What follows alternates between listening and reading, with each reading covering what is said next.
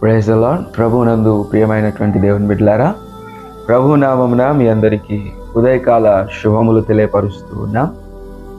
ఈరోజు మన క్యాలెండర్ యొక్క వాక్య భాగము ఫిలోమోనుకు రాసినటువంటి పత్రిక 14వ వచనం. నీ ఉపకారము బలవంతము చేతనైనట్టు కాక స్వేచ్ఛాపూర్వకమైనదిగా ఉండవలనని నీ సమ్మతి లేక ఏమీ చేయుటకు నాకు ఇష్టము లేదు. ప్రభునందు ప్రియమైన దేవుని బిడ్డలారా, ఉదయకాల వేళలో ఓ చక్కని వాక్యాన్ని మనం జ్ఞాపకం చేసుకుంటూ ఉన్నాం. ఎలాంటి చక్కని వాక్యం అనంటే, ఒక బానిస కొరకు ఒక సేవకుడు మరొక సేవకునికి లేఖ రాయడం. బైబిల్ గ్రంథంలో ఇది ఒక ప్రత్యేకమైనటువంటి పత్రిక. ఈ పత్రికను కూడా ఒక పుస్తకం చేయగలిగినటువంటి పత్రిక. ఎందుకు అనంటే, పుస్తకముగా ఈ పత్రికను మనం భావించాలి అనంటే ఒక మంచి సబ్జెక్ట్ అనేది అందులో ఉండాలి. ఈ పుస్తకంలో చిన్న పుస్తకం అయినప్పటికీ ఈ పత్రికలో మంచి సబ్జెక్ట్ అనేది మనకు కనబడుతుంది. ఎలాంటి సబ్జెక్ట్ అంటే, అపోస్తలుడైన పౌలు గారు ఒనెసీము అనేటువంటి ఒక బానిసను సువార్త ద్వారా రక్షించి తన తరపున శిష్యునిగా చేసి తన దగ్గర ఉంచుకోకుండా ఎవరి దగ్గర నుంచి అయితే తాను వచ్చాడో ఆ వ్యక్తికి, ఫిలోమోను గారికి, ఇదిగో పౌలు గారు మంచి లేఖ రాసి అతని కొరకు రికమెండేషన్ చేస్తూ ఉన్నాడు. ఇంత మంచి సబ్జెక్ట్ ఉన్నటువంటి ఈ పుస్తకంలో లేదా ఈ పత్రికలో మనం చూసినట్లయితే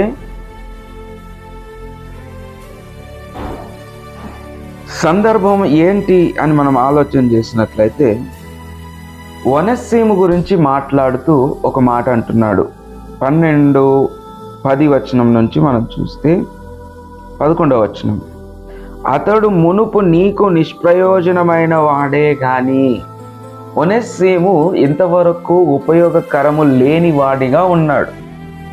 అయితే ఇప్పుడు నీకు ఉపయోగపడతాడు, నాకు ప్రయోజనకరమైన వాడని పౌలు గారు జ్ఞాపకం చేస్తూ ఉన్నారు. మనము ఆలోచన చేసినట్లయితే ప్రియ దేవుని బిడ్డలారా, ఒనెసీము ఇద్దరికి ఉపయోగకరమైన వ్యక్తిగా మారిపోయాడు, మార్పు చెందాడు. ఈ ట్రాన్స్ఫార్మ్డ్. ఇంతకుముందు ఎవరికి ఉపయోగం లేనివాడు, కానీ ఇప్పుడు ఉపయోగకరమైన వాడని పౌలు గారు జ్ఞాపకం చేస్తూ ఉన్నాడు. అంత మాత్రమే కాదు, అతను ఎంతగా ట్రాన్స్ఫార్మ్ అయ్యాడు అని అంటే 12వ వచనంలో అంటున్నాడు, నా ప్రాణము వంటి వాడైన అతనిని నీ యొద్దకు తిరిగి పంపి ఉన్నాను. చూడండి, పౌలు గారు ఎంతగా అతన్ని ట్రాన్స్ఫార్మ్ చేశారంటే, అతని ప్రాణము కంటే ఎక్కువగా ప్రాణముగా ఆయనని మార్చుకున్నాడు. అంతగా రెస్పెక్ట్ ఇచ్చేలాగా చేశాడు. అలాంటి వ్యక్తిని తిరిగి పంపిస్తూ ఒక మాట అంటున్నాడు పౌలు గారు. ఏమంటున్నాడంటే, అయ్యా ఇదిగో అతన్ని నువ్వు ఇంకా దాసునిగా చూడొద్దు, దాసుని కంటే ఎక్కువైన సహోదరునిగా చూడు. అయితే అతన్ని నా దగ్గర నా కొరకు పరిచర్య చేయడానికి నేను ఉంచుకోవాలనుకున్నాను. నీవు ఏం చేయాలి అదంటే ఒక మాట జ్ఞాపకం చేస్తున్నాడు. 14వ వచనం, నీ ఉపకారము బలవంతము చేతనైనట్టు కాక స్వేచ్ఛాపూర్వకమైనదిగా ఉండవలెనని నీ సమ్మతి లేక ఏమీ చేయుటకు నాకు ఇష్టం లేదు. పౌలు భక్తుడు ఉదయకాల వేళలో ఈ ఫిలోమోన్ గారికి ఏమని చెప్తున్నాడంటే, ఇతను నేను రక్షించినప్పటికీ, నా సువార్త విన్నప్పటికీ, నాతో సమానంగా నాకు ఉపయోగకరంగా ఉన్నప్పటికీ, నాకు ప్రాణమైనటువంటి వాడు అయినప్పటికీ, నీ మనిషి, ఎవరి మనిషి? నీ మనిషి గనుక నీ సమ్మతి, నీ ఇష్టము లేకుండా నేను అతని విషయంలో ఎటువంటి నిర్ణయం తీసుకోదలుచుకోలేదు. అయితే నువ్వు ఉపకారము, ఈ నిర్ణయము బలవంతంగా కాదు, స్వేచ్ఛాపూర్వకంగా తీసుకోవాలి. ఈ దినము ప్రభు సన్నిధానంలో మనందరం రక్షింపబడినటువంటి వారం. ప్రత్యేకంగా నువ్వు రక్షింపబడినటువంటి వాడవు, దానవు. అయితే మీరు రక్షింపబడిన తరువాత ఇదిగో ఎలాంటి సిచ్యువేషన్స్ మనకున్నాయి అని అంటే, అంతకుముందు సంఘంలో నీతో ఎటువంటి పని లేకపోవచ్చు, కానీ ఇప్పుడు వెన్ యు ఆర్ సేవ్డ్, నువ్వు ట్రాన్స్ఫార్మ్ అయిన తర్వాత, రక్షింపబడిన తర్వాత, కొన్ని విషయాలు నేర్చుకున్న తర్వాత నువ్వు దేవునికి, సంఘానికి, సేవకునికి ఉపయోగకరమైన వాడవు, ఉపయోగకరమైన దానవు. మరి అలాంటప్పుడు నువ్వేం చేయాలి అని అంటే, దేవుని కొరకు బలవంతంగా కాదు, స్వేచ్ఛాపూర్వకంగా ఉండాలి. అంటే ఇష్టపూర్తిగా దేవుని కొరకు నిలబడాలి. ఉదయకాల వేళ ఒకవేళ నువ్వు అలా నిలబడితే నీ విషయంలో దేవుడు జ్ఞాపకం చేస్తున్నాడు. కేవలం సహోదరుడిగా కాక 15వ వచనంలో, అతడిక మీదట దాసుడుగా ఉండక దాసుని కంటే ఎక్కువ వాడుగాను, ప్రియ సహోదరుడుగాను, విశేషముగా నాకును శరీర విషయమును, ప్రభు విషయమును, మరి విశేషముగా నీకును ప్రియ సహోదరుడుగాను నీ యొద్ద ఎల్లప్పుడూ ఉండుటకు కాబోలు అతడు కొద్ది కాలము నిన్ను ఎడబాసి ఉండెను. జ్ఞాపకం చేస్తున్నాడు. అతడు నాకును ఆత్మీయంగా, శరీర విషయంగా, ప్రభు విషయంగా నీకును ఉపయోగకరమైన వాడు, ప్రియ సహోదరుడు. బాప్తిసం తీసుకొని సంఘంలోకి వచ్చి సంఘంలో నివసిస్తున్నటువంటి నీవు తోటి వారికి మంచి సహోదరుడవు, సహోదరిది. ఒకవేళ తోటి వాళ్ళు నిన్న ఉద్దేశంలో చూడకపోతే, ఇదిగో యేసు ప్రభువారు చూస్తూ ఉన్నాడు. యేసు ప్రభువారికి ప్రియ సహోదరుడివి, ప్రియ సహోదరివి అనే విషయాన్ని జ్ఞాపకం చేసుకోవాలి.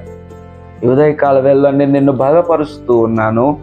బలమైన మాట ప్రభువును బట్టి జ్ఞాపకం చేస్తున్నాను. ఏంటి అనంటే, ఇదిగో దేవుడు అంటూ ఉన్నాడు, నీ ఉపకారము లేదా నీ పని దేవుని కొరకు బలవంతంగా ఉండొద్దు, నీ ఇష్టపూర్తిగా స్వేచ్ఛాపూర్వకమైనదిగా ఉండాలి. సంతోషముగా నీకు నచ్చినట్టుగా దేవుని కొరకు నిలబడాలి. దేవుని కొరకు నువ్వు నిలబడితే దేవుని దీవెన నీ మీద ఉంటుంది. కాబట్టి దేవుని బిడ్డలారా, ఈ ఉదయకాల వేళలో దేవుని కొరకు కార్యం చేసేటప్పుడు సేవకుడు బలవంతం చేశాడని కాదు, సంఘ పెద్దలు బలవంతము చేశారని కాదు, లేకపోతే ఎవరో బలవంతం మీద నువ్వు వెళ్తున్నట్టుగా కాదు.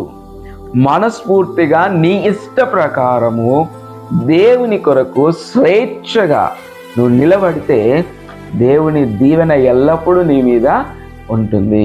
ఈ ఒనేసిము ఇష్టపూర్వకంగా ఉన్నాడు, ఇష్టపూర్వకంగా దేవుని కొరకు చేశాడు. ఈరోజు ఈ బైబిల్ గ్రంథమును దరిదాపుగా మాట్లాడుకోవడానికి, పట్టుకోవడానికి 66 పుస్తకాలను సెలెక్ట్ చేయడానికి ఒక కమిటీ వేయబడితే, అందులో కూడా ఈ యొక్క ఒనేసిము యొక్క ఆలోచనలు చాలా మట్టుకు వారు అవగాహనలోకి తీసుకున్నారు. అంత స్వేచ్ఛాపూర్వకమైన జీవితాన్ని ఒనేసిము జీవించాడు. దేవుడు ఆయన్ని అంతగా దీవించాడు. ఈ దినము దేవుని పని కొరకు నువ్వు స్వేచ్ఛాపూర్వకంగా ఉంటే దేవుడు నిన్ను కూడా దీవిస్తాడు, ఆశీర్వదిస్తాడు, బలపరుస్తాడు. అట్టి కృప దేవుడు మనందరికీ దయచేయునుగాక.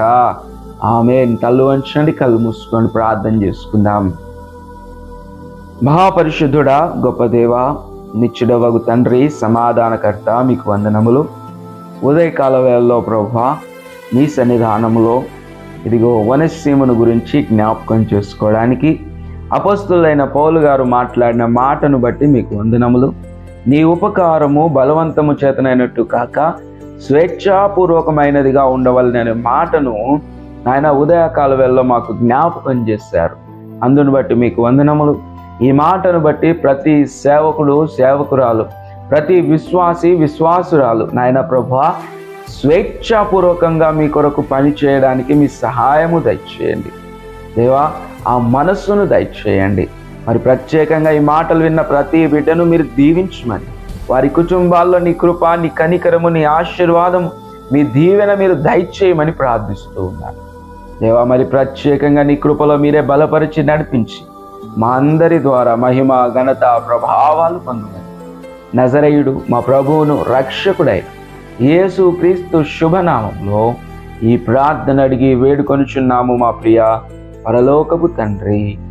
ఆమేన్.